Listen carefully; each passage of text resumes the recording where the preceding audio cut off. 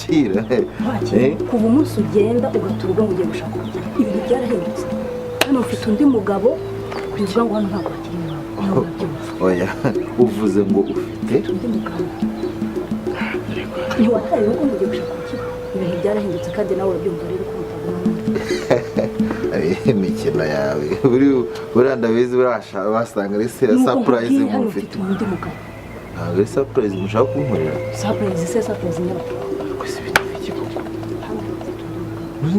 ibintu byarahindutse ntabwo bikiri byagenda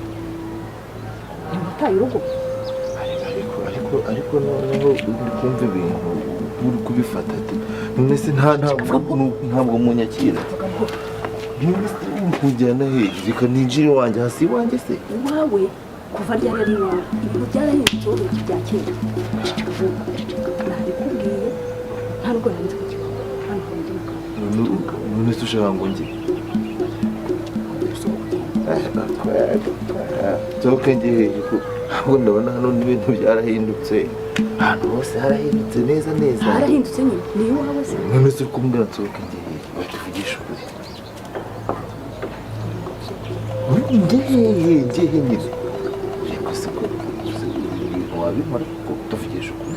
umuntu twashaka vuga buhoro wabimara wagiye gushaka umusore ndagusobanurira neza ntabwo usobanurira hano ufite umugabo none se njye oya ntabwo hakiri iwawe isohoka ariko se uragira ngo njye tuvugishije ukuri ntawe ufite aho ariko se wakwibutse basi ko twabanye